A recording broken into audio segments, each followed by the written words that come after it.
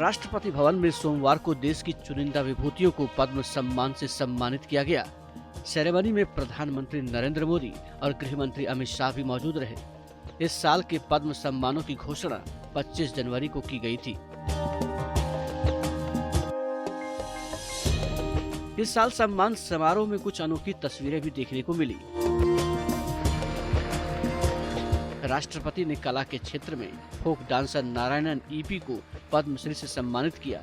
पुरस्कार लेने के बाद वे समारोह में मौजूद पीएम मोदी के पैर छूने लगे तो मोदी ने उन्हें पैर छूने से मना कर दिया।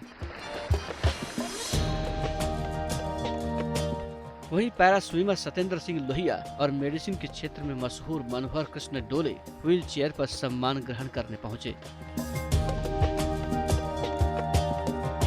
इस बार पद्मश्री पुरस्कार कुछ ऐसे लोगों को दिया गया जो अब तक गुमनामी के अंधेरों से घिरे रहे। इन्होंने पूरी खामोशी के साथ समाज में बदलाव लाने का काम किया।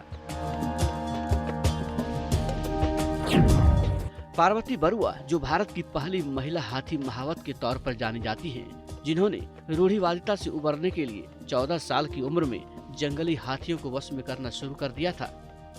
केरल के सत्यनारायण ने 650 से अधिक पारंपरिक चावल किस्मों को संरक्षित कर धान की फसलों के संरक्षण का अहम काम किया। वहीं छत्तीसगढ़ के नारायणपुर के हेमचंद मांझी ने 5 दशकों से अधिक समय से ग्रामीणों को सस्ती स्वास्थ्य सेवाएं दे रहे हैं। उदय विश्वनाथ देशपांडे का खेल के क्षेत्र में अहम योगदान है। उन्हें मलखम्ब की दुनिया का पितामह माना जाता है। उन्होंने इस खेल को पुनर्जीवित और लोकप्रिय बनाने के लिए अथक प्रयास किया। बाबूराम यादव ने पारंपरिक शिल्प कला में खास काम किया है। यूपी के बाबूराम ने जटिल पीतल की कलाकृतियां बनाने में 6 दशकों का योगदान दिया है। मैंने 1962 में ट्रेनिंग सेंटर में काम सीखा था और 1962 से अब तक यही काम करता चला आ रहा हूँ और मेरे को 86-87 में स्टेट अवार्ड प्राप्त हुआ। उसके बाद में 91-92 में मेरे को नेशनल अवार्ड हुआ। उसके बाद में सन 2011 में शिल्प गुरु अवार्ड प्राप्त हुआ। उसके बाद में अब सन 24 में ये सिलेक्शन हुआ पद्मश्री का। हमने अनोखी चिकन का काम किया है। ये जो कपड़े की ऊपर कढ़ाई करते हैं और कपड़े के नीचे टाके नहीं आते कढ़ाई के, और बहुत बारीक सुपर फाइन एम्ब्रॉयडरी, पूरे सब चिकन के टाके होते हैं उसमें, और इसी में हमें ये पद्मश्री अवार्ड मिल रहा है।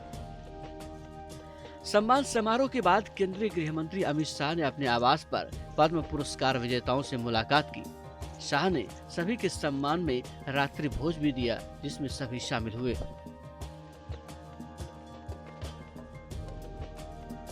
मेरे पहले माँ शीतला सपना में बताई जड़ी बूटी को, तो देखा रे करके जब पूरा जंगल झाड़ी पूरा जलने लगा, एक पेड़ को जब निशाना दिया इसके नीचे का जड़ी आप खा लेना बोल के, तो मैं आराम हो गए। तो फिर बाद में लोग पूछने लगे आप कहाँ इलाज किए, कैसे किए, तो हमको भी देव ऐसा है वैसा पूछने से आते थे।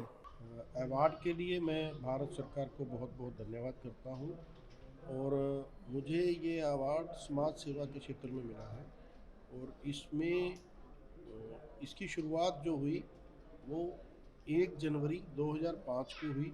सिरसा में भाई कन्हैया मानव सेवा ट्रस्ट ने एक सिविल हॉस्पिटल में सिर्फ दूध, दातुन और ब्रेड, इसकी सेवा से शुरुआत की।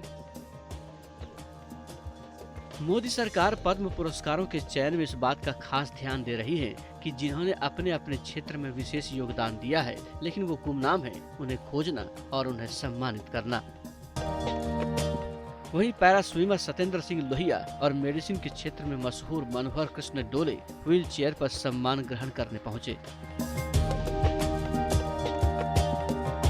इस बार पद्मश्री पुरस्कार कुछ ऐसे लोगों को दिया गया जो अब तक गुमनामी के अंधेरों से घिरे रहे। इन्होंने पूरी खामोशी के साथ समाज में बदलाव लाने का काम किया।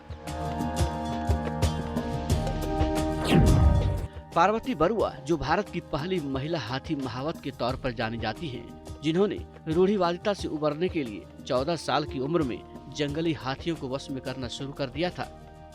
केरल के सत्यनारायण ने 650 से अधिक पारंपरिक चावल किस्मों को संरक्षित कर धान की फसलों के संरक्षण का अहम काम किया। वहीं छत्तीसगढ़ के नारायणपुर के हेमचंद मांझी ने 5 दशकों से अधिक समय से ग्रामीणों को सस्ती स्वास्थ्य सेवाएं दे रहे हैं। उदय विश्वनाथ देशपांडे का खेल के क्षेत्र में अहम योगदान है। उन्हें मलखम्ब की दुनिया का पितामह माना जाता है। उन्होंने इस खेल को पुनर्जीवित और लोकप्रिय बनाने के लिए अथक प्रयास किया। बाबूराम यादव ने पारंपरिक शिल्प कला में खास काम किया है। यूपी के बाबूराम ने जटिल पीतल की कलाकृतियां बनाने में 6 दशकों का योगदान दिया है। मैंने 1962 में ट्रेनिंग सेंटर में काम सीखा था और 1962 से अब तक यही काम करता चला आ रहा हूँ और मेरे को 86-87 में स्टेट अवार्ड प्राप्त हुआ। उसके बाद में 91-92 में मेरे को नेशनल अवार्ड हुआ। उसके बाद में सन 2011 में शिल्प गुरु अवार्ड प्राप्त हुआ। उसके बाद में अब सन 24 में ये सिलेक्शन हुआ पद्मश्री का। हमने अनोखी चिकन का काम किया है।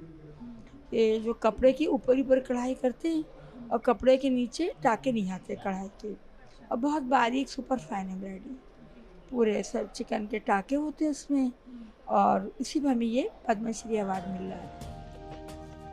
सम्मान समारोह के बाद केंद्रीय गृह मंत्री अमित शाह ने अपने आवास पर पद्म पुरस्कार विजेताओं से मुलाकात की।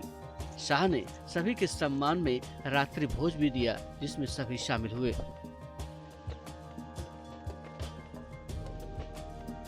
मेरो पहले माँ शीतला सपना में बताई जड़ी बूटी को, तो देखा रे करके जब पूरा जंगल झाड़ी पूरा जलने लगा, एक पेड़ को जब निशाना दिया इसके नीचे का जड़ी आप खा लेना बोल के, तो मैं आराम हो गए। तो फिर बाद में लोग पूछने लगे आप कहाँ इलाज किए, कैसे किए, तो हमको भी देव ऐसा वैसा पूछने से आते थे। अवार्ड के लिए मैं भारत सरकार को बहुत बहुत धन्यवाद करता हूँ और मुझे ये अवार्ड समाज सेवा के क्षेत्र में मिला है और इसमें इसकी शुरुआत जो हुई वो 1 जनवरी 2005 को हुई। सिरसा में भाई कन्हैया मानव सेवा ट्रस्ट ने एक सिविल हॉस्पिटल में सिर्फ दूध, दातुन और ब्रेड इसकी सेवा से शुरुआत की। मोदी सरकार पद्म पुरस्कारों के चयन में इस बात का खास ध्यान दे रही है कि जिन्होंने अपने अपने क्षेत्र में विशेष योगदान दिया है लेकिन वो गुमनाम है, उन्हें खोजना और उन्हें सम्मानित करना। Team news nation.